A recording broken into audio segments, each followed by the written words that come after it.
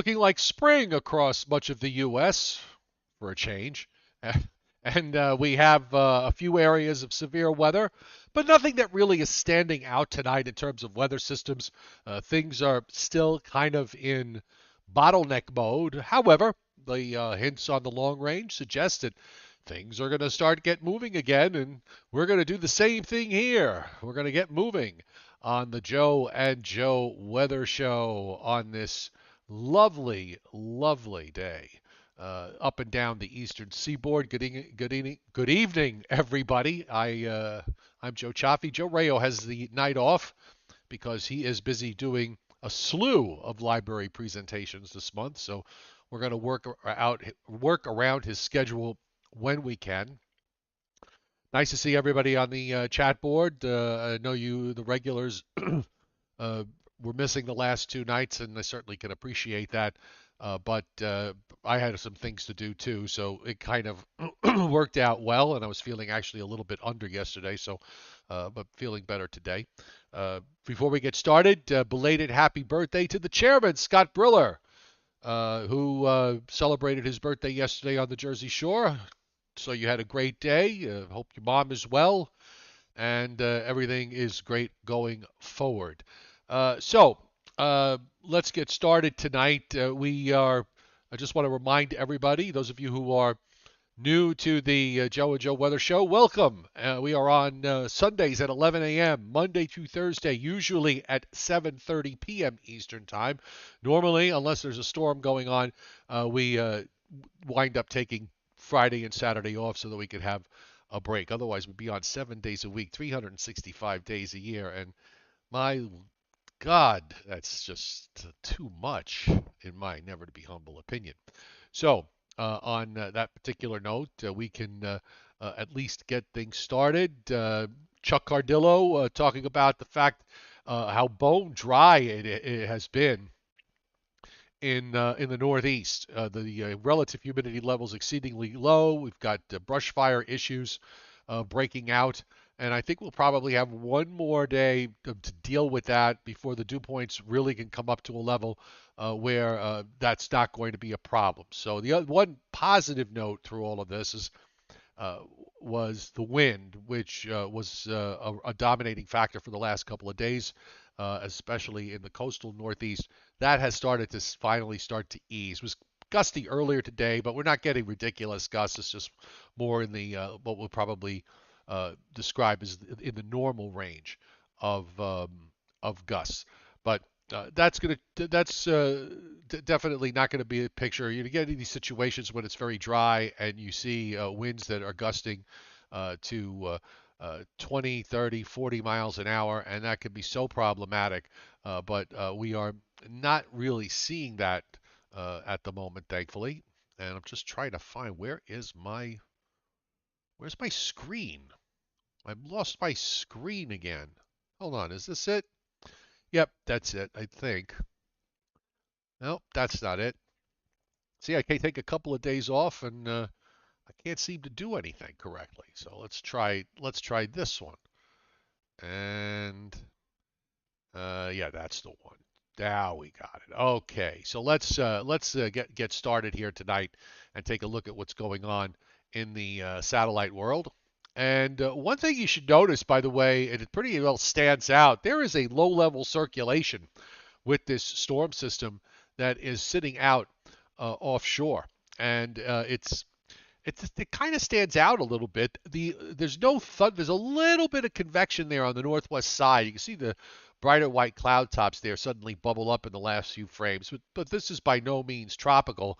I think if we were a month down the road, we might be in a more favorable situation to see something like this where you have a cold upper low, maybe gradually making a transition to some sort of subtropical system. I think it's just a little bit too early, but definitely well defined here. That little squirrel, that little swirl.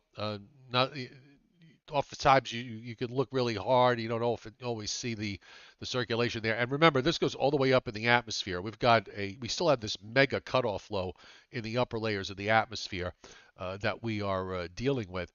And further north, just want to show you what's happening, what's been happening, and we saw this yesterday in the Northeast, in the coastal Northeast, where the circulation of the upper low, our upper air winds, remember, are coming in from the east. So as a result, anything that's out there is going to try to swing westward.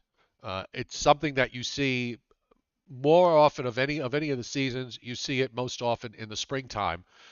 Occasionally, you'll see it in the summer, particularly in the early part of the summer. Sometimes you'll see it in the fall, particularly early and mid-fall.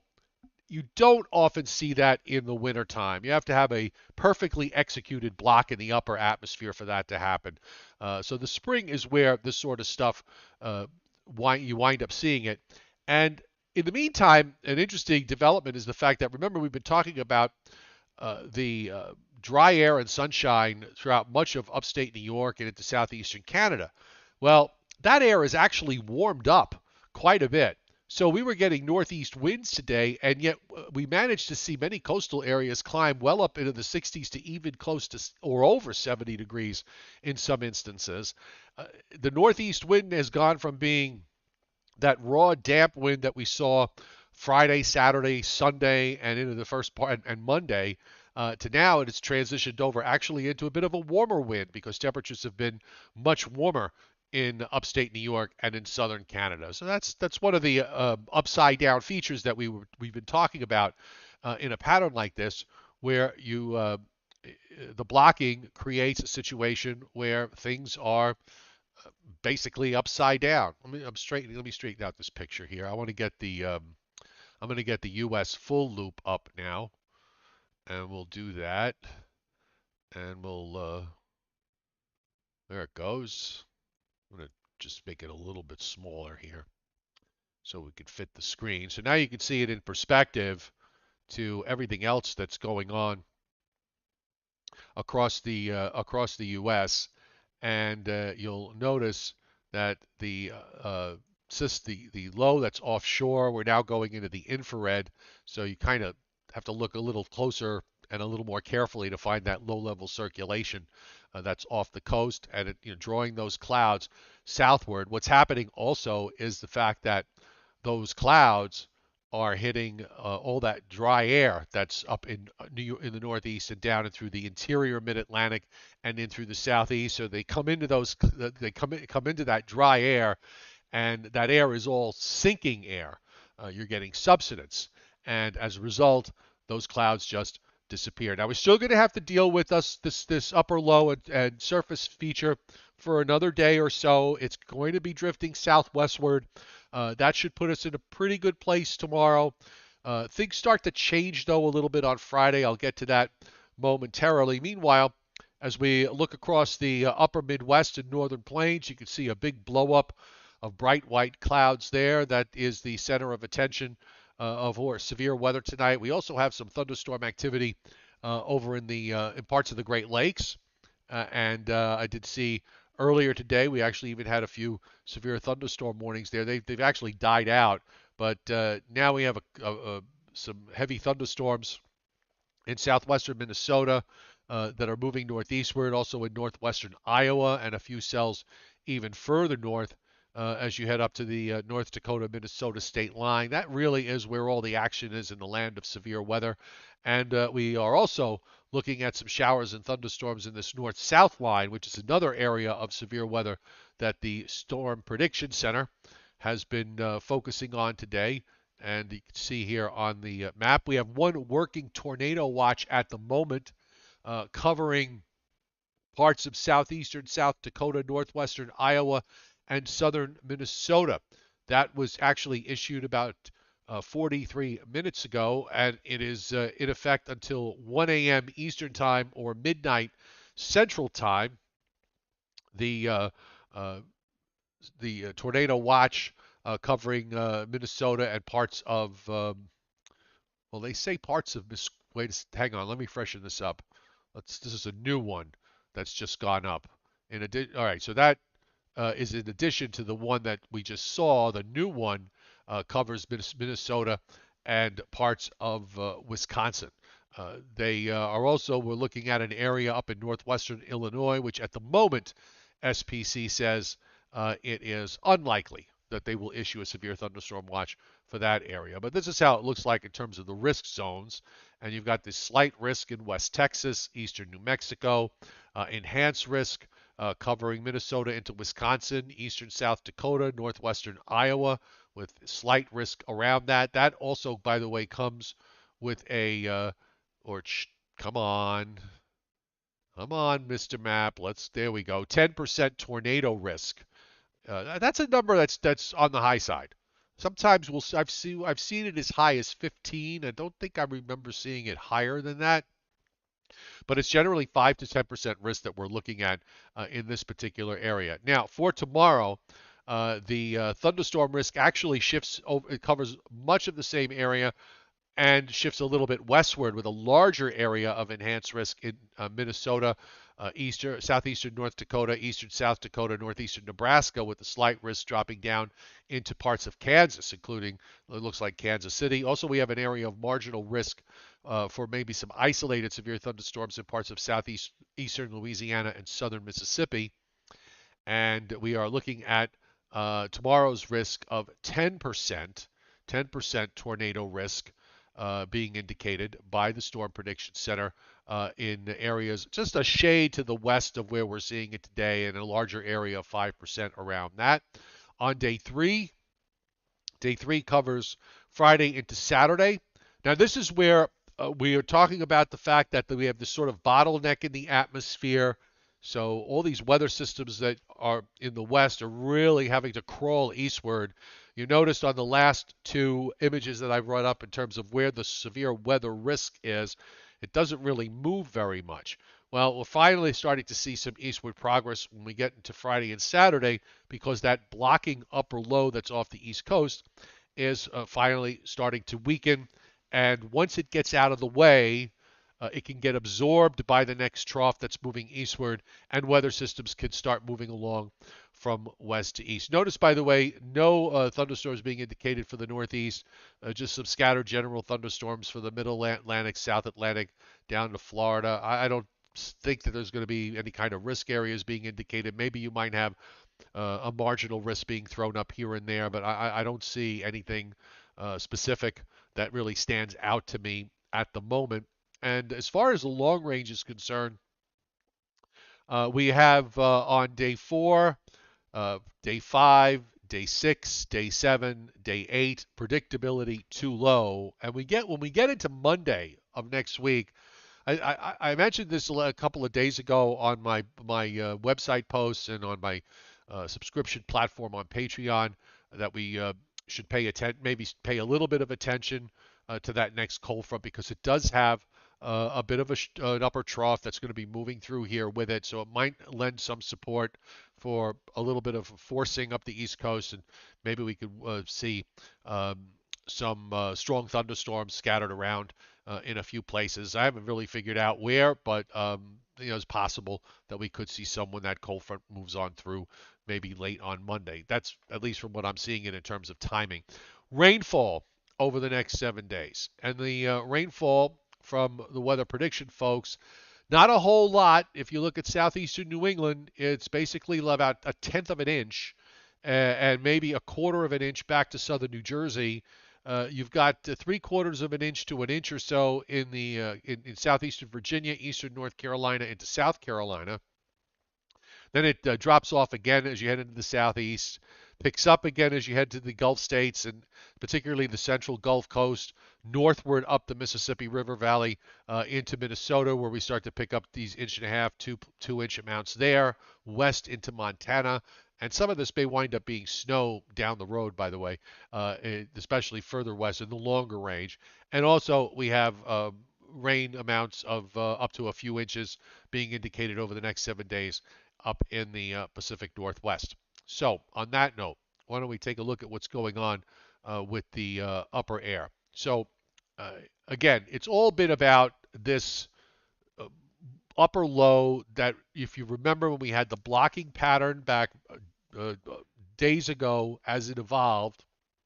I think I'm going to switch back to I don't have all the 18Z GFS yet, so we'll just switch it back over to the 12Z. And if you remember back days ago when we were talking, we had higher than normal pressures up in the North Atlantic, caused this low to just sort of get left behind, and then it dropped southward, and it's been just kind of sitting here the last couple of days. Well, we're finally going to get it to start moving and weakening.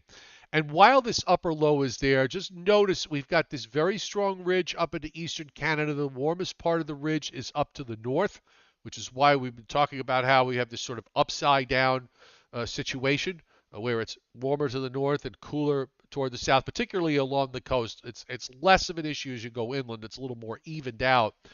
But that low is separated from the flow. If you look at where the flow is across the Pacific, and then down into California, where we have this uh, juicy little upper low that is in yesterday was in Northern California, but the upper flow is that's where the main jet is.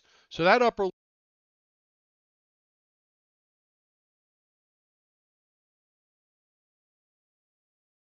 Sorry about that. I think I accidentally turned off my audio there. Let me make sure. Yep, I'm here. Okay. So I move my hands around a lot, so I got it near my headset, and I think I accidentally hit the button. So here you go. It's all separated from the upper flow. So one of two things needs to happen. Either that ridge needs to break down, or the upper low needs to just completely fall apart. Well, you're going to probably get a little bit of both happening. That ridge is going to weaken. That's once that happens, that's going to allow the western systems to begin moving eastward. You'll notice here we are for tonight with the upper low sitting off the southeast coast. The actual surface low, by the way, is at the top of at the top of that upper low. And of course, you notice our flow is here. If you look at the counterclockwise flow around the upper low, we're getting winds in the upper atmosphere still coming in from the east on Thursday. Keeps dropping southward toward Florida. Now you start to see the ridge just basically starts to weaken, and the upper low starts to weaken as well. Now the western systems could have a little impact here, and the upper low opens up as it moves into the southeast on Friday, and it just basically gets absorbed by there's still a little kink left here of that upper low and trough. And but the difference is by the time we get to Friday, that gets to start to move along, and Friday and Saturday, it starts to be able to move along to the northeast as those western systems begin to come eastward. So this is why we're going to have to introduce the possibility of some moisture. It's going to the flow is going to start to become more southerly, both aloft and also at the surface. So I think that's going to probably mean for some shower chances coming into the sea picture on Saturday across to eastern Pennsylvania to southern New England. Nothing widespread, nothing that lasts all day. It's not a washout. There are going to be patches here, patches there, and in between that, you'll probably have changeable skies with breaks of sun. And then here comes the upper low that drops down from Lake Winnipeg and swings this negatively tilted trough across the northeast, the Great Lakes and Northeast on Monday. So that's why I'm thinking, depending on how this trough is oriented, that we could wind up with maybe the chance for some stronger thunderstorms in some places. And that's where that's my logic here with regards to where this is all going. And beyond that, we can say, at least looking into the longer range, and I'm happy to say that we thought this pattern would go away by the middle of May. We're actually going to get rid of it a couple of days. Well, no, right around the 15th, 16th, and after that, judging from what I saw today on the models, both the GFS and the European, you'll notice that everything's moving from west to east again. So once that trough lifts out, we're going to get a bit of a ridge building here in the eastern part of the U.S. as a deep trough settles out in the west. And that's why I was mentioning about maybe some snow next week, perhaps up in the northern plains again, believe it or not. Here we are May 21st, and we might be talking about snow there, but that's a fairly strong looking upper air system. And it's a cold upper air system. So under the right conditions and with elevations areas with elevation intensity, it wouldn't be a shocker for me to see snow out of this out there sometime around the say the 21st, 22nd of May, and then it lifts on out up into central Canada. So we're going to actually hold on to the ridge position here for a couple of days. Maybe it could get, depending on what the surface looks like and whether we have an onshore flow or not, maybe we could string together a few days where temperatures get into, I don't know, 80 or better in some places come the weekend. Well, not so much the weekend of the beginning of the weekend, but maybe just beyond that as we go to, say, May 22nd, May 23rd. And of course, as we go into the long range, we know that there's going to be some variability in all this. But my biggest takeaway is the fact that we do not see a return of the blocking pattern, at least through this 2 week medium range that the GFS, the picture that it's painting for the second half of the month. And the last day of the long range, by the way, is Friday, May 27th. This is based on the 12Z run today, so that takes us into the very start of the Memorial Day holiday weekend. So running this backwards, by the way, you can also, it's one of those rare times. I'm running it forward, and you see the upper low off the East Coast actually going backwards. Again, this is what blocks do when they get completely separated from the flow and they don't have something steering them along to move on their merry way. So happily, we're not going to have another repeat of last Friday, Saturday, and for some areas, it also included Sunday. So amen for that. So on to the surface map tonight, and we'll take a look at what is being indicated. And here we go. So there's your low. Notice there's not a whole lot of rain that the models are picking up. It's blotchy. It's scattered around over a wide distance. There's a lot of dry air that's in this. And that's another reason why you look at a system like this and realize that it really has no chance of becoming anything tropical here. But the low drags southwestward. The only thing I would say is that because we still have those easterly winds aloft, we have to watch for clouds to come in from time to time coming in from the east. The best chances for that, especially as the gradient continues to relax, will probably be during the nighttime and early morning hours. You could see some low clouds develop, but once we get past sunrise by about an hour or so, they should burn off fairly quickly. As we move into Friday, you start to see a little bit of moisture there in the Carolinas and Georgia into Virginia. Much of that looks like it wants to stay away. So, I kind of mentioned the possibility that there could be an isolated shower on Friday in eastern PA to southern New England. It could very well wind up being dry. In the meantime, you see the storms that on Thursday, tomorrow night, moving through the area of risk being indicated by the Storm Prediction Center, which is in eastern parts of South Dakota down into Nebraska and eventually into Minnesota. That is with that low, that 93 low that's moving northward. The traffic jam is still in place on Friday, so that low can't come east. At least it's just going to go up north.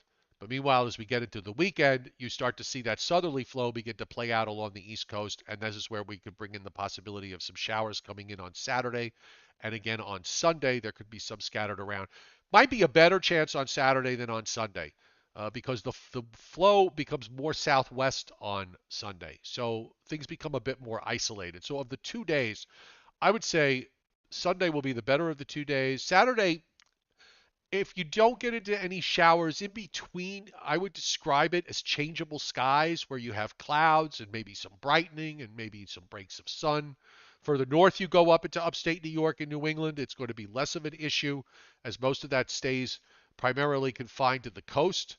You see it there sort of clipping the Delmarva Peninsula, New Jersey, and Long Island. Then there's some more showers in western PA that are scattered around Saturday evening. Then they disappear. Sunday, some development there in central PA and upstate New York, which tends to die off as we go into Sunday evening.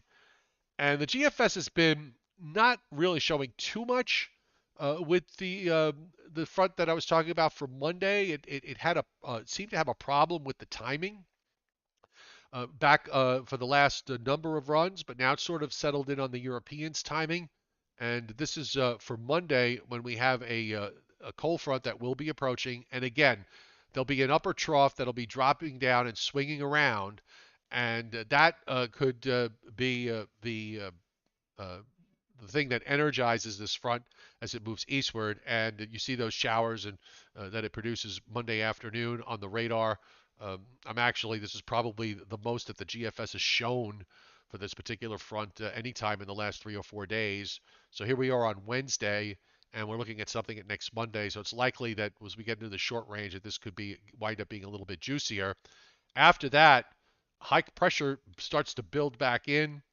Drier air comes in. I would say Tuesday and Wednesday of next week look pretty good. Not seeing anything that really is going to complicate matters much. And there's a little weak system that's dropping down through the Ohio Valley and moving southeast into Virginia in the northwest flow that we're going to have. And then later on, as the model is indicating right now, you see that low in Colorado, northeastern Colorado with rain in the Dakotas and snow back in western Wyoming starts to organize. It actually gets pretty deep. It gets down to a 981 low on this particular run. And you see the snow there in Wyoming, and actually has some pretty solid dark blue snows in parts of Montana and into western North Dakota. So not too shabby for May 21st, 22nd. Again, assuming that the model's correct with the idea of a deep trough in the west. And I think it may be to a certain extent. I don't know if it's going to be as deep as what the models are indicating at the moment, but it does seem plausible considering the fact that you're going to have a progressive west to east flow. You're going to have a ridge building in the eastern part of the United States, and that uh, should allow for something to develop out there. And of course, if that were the case, something developing out there that deep this time of year, if we're in a ridge position here in the east, as I said earlier, maybe it'll mean that we could get into a few days where temperatures could push up into the 80s just about everywhere. You can see how it looks on the tight view here. The very deep trough and upper low in Utah, very strong ridge that's building here from the Central Appalachians northward through the Great Lakes and into areas of Canada north of Lake Superior and Lake Huron.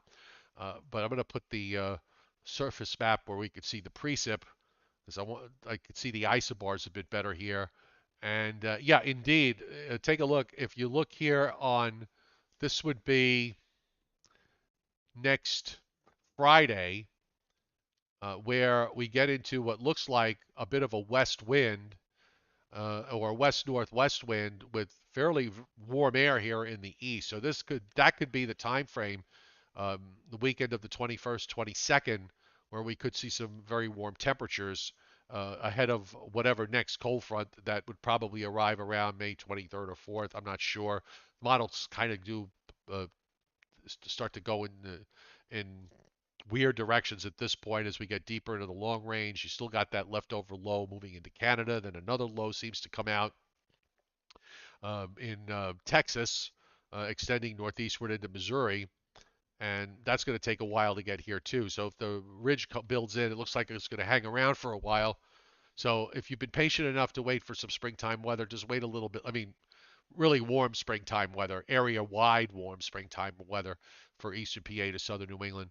I just be patient. It might be another 9 or 10 days, but it will get here eventually. It always does. I mean, I hope to God you didn't really think that this blocking pattern was going to last forever, because uh, they don't. Okay. They always, all patterns break down. That's just the way the world works in weather.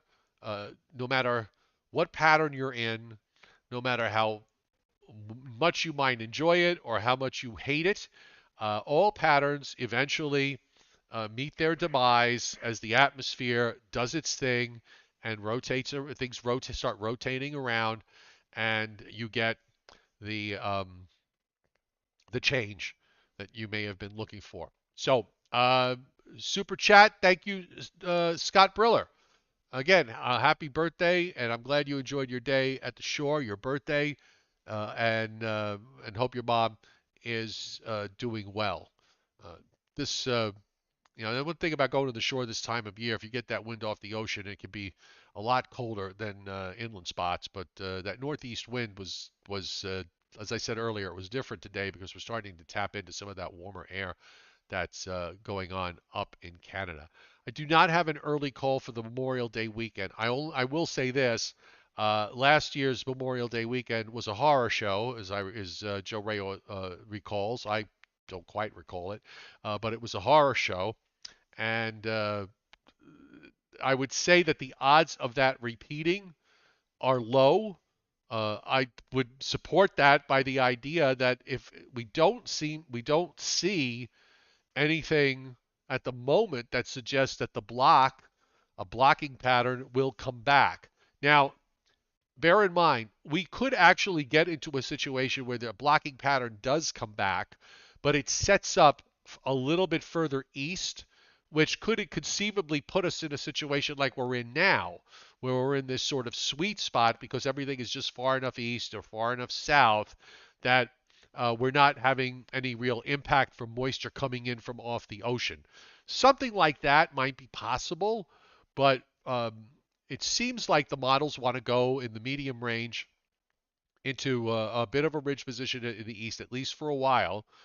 I would suspect that it won't last. It won't be something that continues for a long stretch of time through the month of June. I'm thinking we'll probably have one more stretch where it gets a little blocky again and maybe a little bit raw and a little bit miserable, and everybody will complain.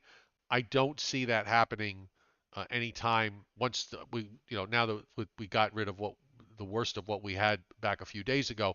I don't see that coming back anytime soon. And also remember, we're going into this situation now where the flow is going to become more southerly. That's a bit tricky, but at least when you have a southerly flow, it's not raw, it's not damp. You're not dealing with temperatures in the 40s like we were dealing, and you're not dealing with continuous rain unless you've got some kind of north-south stalled front just to your west that with waves moving along it, which is something that we don't have. So I think we're going to be in okay shape for the second half of the month for much of the time. Monday again, it'll be like the one day of the next seven I would look at as a possibility that maybe we could see some thunderstorms. And as we get closer, we'll take a look at whether it would be just a matter of just a front with some showers and a couple of thunderstorms, or if it winds up being something where we'll have to consider the possibility of some isolated severe thunderstorms when that front decides to move on through. So it's nice to see everybody here on the chat board after being out for 2 days. I know this is usually a kind of soft time of year from the standpoint of what we would call exciting weather features, but that actually helps me a lot because usually after the winter during the spring months, I kind of sort of need a bit of a break, and well, Tom Contino, I won't mention his name because he doesn't like it because as I say Glock, yes, he did curse me. I blocked him because when I see that someone's vocabulary doesn't really extend much beyond four-letter words, particularly specific four-letter words, I just kind of cast them off into the darkness. So he's gone. I sort of this is probably I have blocked him. He sets up new accounts, and I have blocked him every year. I would say it's for the last 4 years, at least the last three, possibly the last four, and it's always the same. He comes on, and then I feel sorry, I feel bad for him. I give him some chances, and he just plows right through those, and then I just finally get to the point where I've had enough. I'm a very patient person. I like to engage in conversation with most people. I don't know, maybe when someone is giving me a hard time, I see it as a bit of a challenge. But even I have my breaking point. And at that point, I just say, you know what? God. J Dog, Sahara dust affecting weather anywhere? You know what? Let me see if we can give it I really haven't looked out in the tropical Atlantic, so I don't know. Let's just take a look. See if we could pick out anything that's going on. Nothing like dust season. And let's put in a couple of extra frames in here so we can make it watchable. We're going to lose the visible here, so it's going to be maybe a little tough to see. We'll let the picture load. Yeah, I mean, there looks like there's some dust off the African coast and inland into West Africa. That is not really that unusual. It's the dry season there. They don't get into the wet season for another couple of months, I believe, as we get into later July. Yeah, there is some dust out there, but it's confined mainly off the African coast. We still don't. We're not quite at the point yet where we have that push, what I would refer to as that push, that flow. The easterly trades are going to be strengthening over time in the next 4 to 6 weeks, but we really aren't going to be, strengthening enough until we get to maybe later in June. And then you start to see these dust areas migrate from east to west. There's also one thing, notice you might want to see that convection that's in the Caribbean. Those are blank frames. That's the satellite's problem, not mine. But you'll notice that the clouds are all blowing off southwest to northeast. So whenever you see that, that tells you that there's very strong shear, very strong.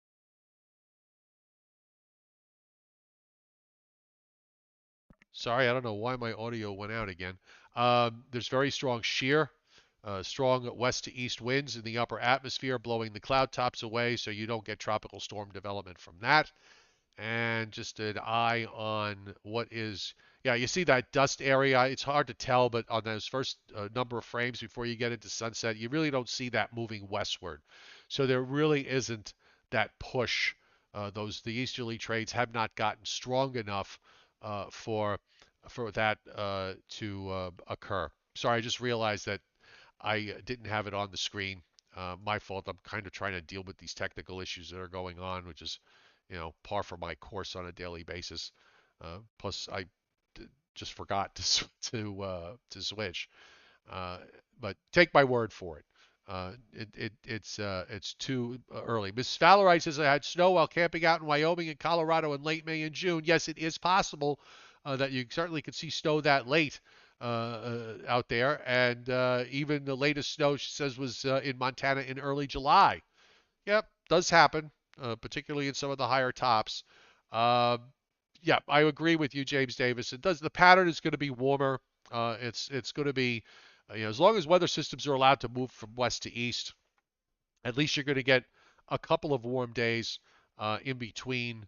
Um, in between weather systems. John Charles, how do I dust off the Christmas tree? I haven't. I guess that's the honest answer. I never even thought of dusting off I vacuum around it, but I don't. I haven't dusted it. So I guess that's one thing that I should check with regards to that. Uh, with my dog, with JJ, who's, he knows when the show's on. He just goes to sleep someplace. But he's shedding his whole winter coat, and I had to, within 2 days, I pulled out what was looked like about a small dog's worth of hair each time from under the couch, surrounding the chairs. It's amazing how much hair that dog sheds. But I'm hoping, last year, if I remember, he shed his entire winter coat by the time we got to June.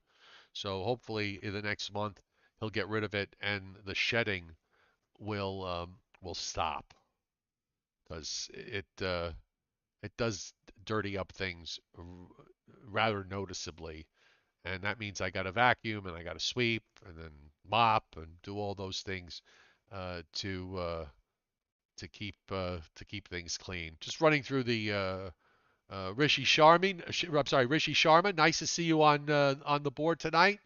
And thank you for joining my weather platform on Patreon. Most appreciated, and I appreciate your support. Just looking back at everybody else here that's on. I see Frank Riccio cheering the idea of no blocking. Uh, will the Joes stop? Lindy wants to know: will the Joes stop or reduce these daily videos due to the summer, or do they continue? Nope, we continue, assuming that we both have our health and nothing gets in the way. We're going to keep this game. We broadcast. If you go back and look on the library, I mean, we pretty much stick to that 5 day a week schedule most of the time. There are going to be some there are going to be some stretches in the next couple of months where we might do 4 days. I know Joe mentioned that he wanted to take some time off at the end of the month. I may take a few days here and there, but on the whole, we're here every five. We're here at least 4 days a week. Most weeks we're here 5 days a week, and when we get into hurricane season and there are storms running around, there'll be some stretches where we'll be on 7, 8, 9, 10 days in a row. So, uh, appreciate you asking because some people. It's funny. I get into these conversations. Some people say I shouldn't be doing any. It's amazing how people seem to know and be able to tell other people what they should be doing instead of focusing on themselves. I should only be broadcasting when there's weather around. I should only be putting posts when there's serious weather going on. Um, uh, and nobody cares when the weather is quiet. No, that's my you want to be a weather person that does it. That's fine. That's your choice. I don't choose to do it that way because the main idea is to keep things on an even keel. We're not here to cheerlead bad weather, and we are certainly, like it when the weather is nice because we're like everybody else. We enjoy nice weather too, and it's both go hand in hand. You have your good days, and then you're going to have your not so good days, and then you want to be able to say with some credibility when a big storm actually is coming that requires some attention, uh, uh, not just from us, but from you watching. Maybe it's going to have some impact where you are. You want to have confidence that if Joe and I say, "Hey, this looks like it's going to be something serious," it's not, it's not something that he and I say on a nightly basis. Okay, we when it's warranted, we do that, and when it's not, we don't do that. This way, everybody knows that we're just here. We do our weather, we do our thing. We try to tell it how it is, and that's that has worked for us, and I think it's going to continue to work for us. And yes, Izzy, I am feeling better. I was not feeling well yesterday. I have these good days and bad days with my stomach issues. So yesterday was one of those days where it was a not so good day, and when that happens, my energy level drops down to almost zero. Okay, I still manage to do what I usually do on my websites and also the Weather in 5 video. But I needed to. I wound up taking a long nap yesterday afternoon, and I didn't really recover from that after I woke up. But today, thank you for asking. I do feel much better uh, today, and hopefully I'll feel good tomorrow. I don't know if Joe has got another late library talk tomorrow. If he does, I'll probably solo, and then we'll go wait. We'll have Friday and Saturday off, and then we'll wait until Sunday.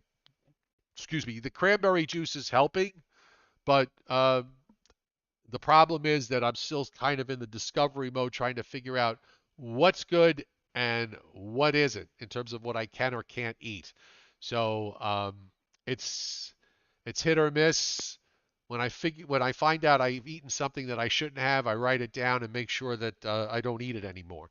Uh, so it's a bit of a conundrum for me to kind of resolve all this, and it's just taking a lot of time. Medication takes time to work. So anyway, I appreciate the kind thoughts and those of you who every your expressions of me feeling better. Yes, thank you very much. It's most appreciated. Rishi's in Austin at the moment. A soccer tournament at 97 this weekend. Good luck with that. I did all that. I coached soccer. I coached travel teams, and I finally got to the point where I just didn't want to do it anymore. But it was yeah, I did it. I did it where you're out there in the heat, you're out there in the rain. So I feel for you. I get it. I totally, totally get it. Um, I don't do long range outlooks, James Davidson. I have no idea. I'm a medium and short range guy. I don't have a lot of confidence in the long range in general because there's too much variability. And I've said many times before, it's not the sort of thing. It's not the sort of thing that I've ever been able to wrap my head around. There are people that are really good at it. Uh, make no mistake, and I give them a lot of credit. I'm not one of them, so I just don't. I just stay with what I know and play into my strengths and know where my weaknesses are. And the long range, beyond a couple of weeks, um, is something that I've never been able to grasp. And I think even the folks that do it that are really into it have a tough time with it. So I'll rely on them to the ones that I think are reliable to pay attention to. I've oftentimes expressed what their opinions are here. Occasionally we've had them on as guests, and we'll continue to do that. Renata Rayo, Mrs. Rayo is on saying another Zoom talk tomorrow Thursday at 7 p.m. So I will be soloing tomorrow, in which case tomorrow night's show will also be at 7 o'clock Eastern time. So we'll keep it at the same time. Uh, no, white flour actually is okay for me. So it's not the flour. The cookies actually didn't bother me. So, and I didn't really have many. I only had a couple of them over the course of the last week. I made them for friends of mine who were visiting. So, by the way, I should mention, yesterday I went up to the top of Brasstown Bald, which is Georgia's highest peak. It's at about 4,700 feet or so, and it's just spectacular up there. I drove up with my truck, drove down in second gear because it's a steep drive up, and a steep drive down. I did discover while I was up there, and I'm kind of happy about this in a way, that there isn't much of an internet signal up there. It's extremely limited. So I'm happy about that, because if there's ever any temptation for me to go up to that mountaintop during a winter snowstorm, because they do get them up there. I'm at 2,500 feet, so I'm 2,200 feet. So I'm generally where I am in Northeast Georgia, the snow levels get down to about 2,500 feet. And especially at 3,000 feet and higher. They do get quite a bit of snow above 3,000 feet. So if there was going to be a temptation for me to get in my truck and drive to the top of Brasstown Bald and do a show from there, uh, I don't have to worry about that because it ain't happening. There's no signal. Now, I might try to go up there and maybe cut a video of some kind. But as far as a show coming from up there, no. And unfortunately, it would have been something nice if we were able to do that, because then when we have that meteor shower night that's coming up, I think toward the end of the month that Joe Rayo's been talking about, uh, that would have been nice to be able to broadcast from out there. But again, not going to be able to do that. So anyway, all right. Thanks for putting up with me as a solo. Thank you, Chuck Cardillo, for the kind words, and most appreciated. Um, so, oh, there you go. Joe Rayo's on the chat board. Am I late? No, you're not late. I'm soloing. I told you. I'm saying goodbye. Hi, Joe. Um, Yes, I'm saying goodbye. Joe is hobnobbing in every library imaginable, up and down the East Coast, across the continent, spanning the globe, extending down almost but not quite to the equator.